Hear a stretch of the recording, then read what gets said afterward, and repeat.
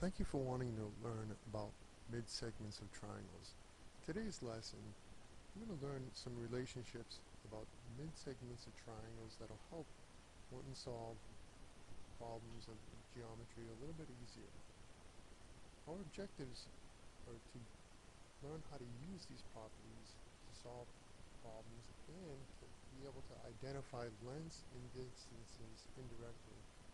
At this time, I'd like to tell you, at any point in this lecture, please feel free to hit pause, rewind, take some notes, make it as great of a learning experience as you possibly can. Let's take an arbitrary triangle, A, B, and C. Notice these letters actually represent points, not angles in this case. If we were to take AB and find a midpoint, and AC and find the midpoint and join them, we'll have something like this.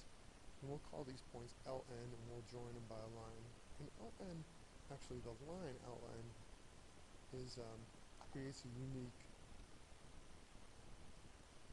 relationship. Let's take a look. If we folded LN down, and we created a crease there, and then we folded B and C, angles B and C, we actually will find that LN kind of appears parallel to what used to be BC.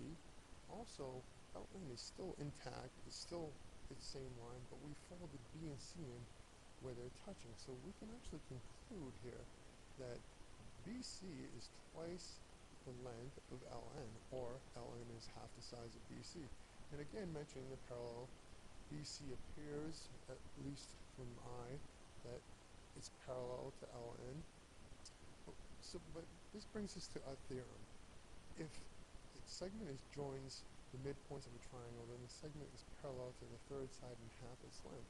So this is a theorem. Let's take it one step further and try to prove this theorem. But before we prove it, we actually need to take a look at the midpoint formula and the distance formula. Let's take a look at the midpoint formula. Midpoint formula on a Cartesian coordinate system merely states that the midpoint is equal to x sub 1 plus x sub 2 over 2, y sub 1 plus y sub 2 over 2. Alright, let's take an arbitrary triangle located on the x-axis at the origin. One of the corners at the origin. So that B is at 0, 0. C is at coordinate A, 0. And point A is at coordinate BC. We now need to calculate the coordinates for L, point L, and point N. Well, how will we do this? We'll use our midpoint formula. Let's take the midpoint of AB, and using our formula, we'll find that 0 plus B over 2, and then you'll have 0 plus C over 2, which is merely B over 2, C over 2. So that's a coordinate for L. And then our next coordinate will be AC. We need the midpoint of AC. So this is a little more complicated, but we can do this. It's A plus B over 2 and 0 plus C over 2. Again, simplified, we're going to get A plus B over 2 and C over 2.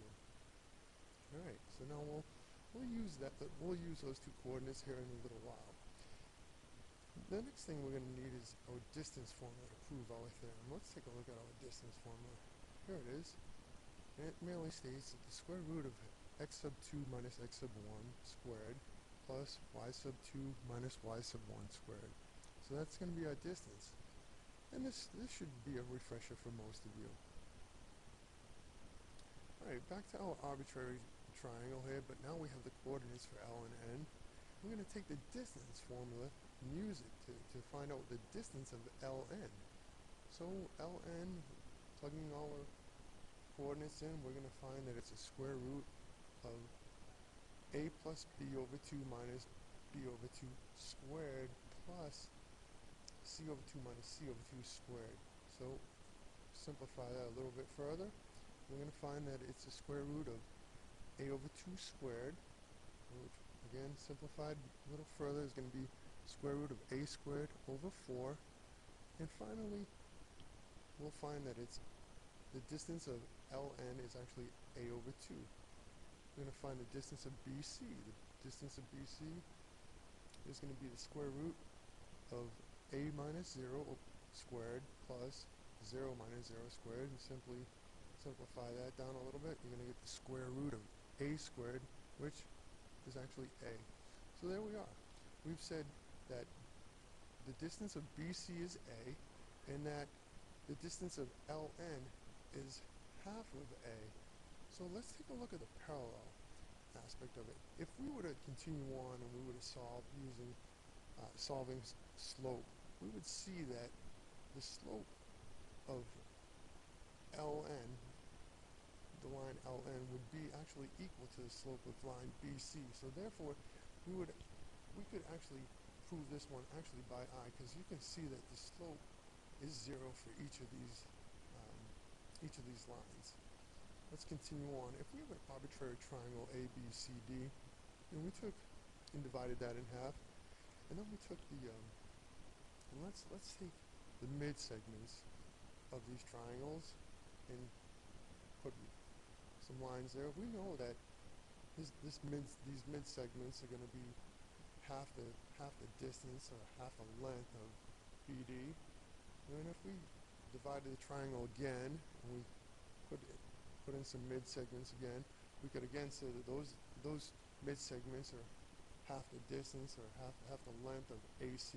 But just by eye, we can see that there's a unique triangle that lies within this arbitrary quadrilateral, and that quadrilateral happens to be a parallelogram. So this will help you when understanding relationships in triangles and parallelograms and quadrilaterals. You'll kind of be able to see that every quadrilateral, if you take the mid segments of the triangles within it, that you can create a unique parallelogram. Finally, let's take a look at a word problem. Sarah swam across a lake and wanted to know how far she swam. She then walked from her exit point to an arbitrary point southwest of the lake. She then walked to her entry point. After finding the midpoints of these distances, she walked from midpoint to midpoint, and she found out she wanted to know how far she swam. That was a problem. So if each one of her paces is equal to 3 feet, and the distance between each midpoint was 30 paces, how many feet did she swim across the lake? You can take a minute and pause this video, or you can just kind of work it out with me. Well, we know that the mid segment of this is going to be half the length of what she swam. So now we have to double that. So we're going to have 2 times 30, which will equal 60. And then each pace being 3 feet, we'll be able to multiply 60 times 3 and get she swam 180 feet. That's quite a distance. All right, if you have any problems with this lesson, need further instruction, here I've put a couple of great websites for you. Purple Math Forum, and St. Lucie County Schools. Always some great help can be received out of these websites. Thank you, and I hope you enjoyed the lesson.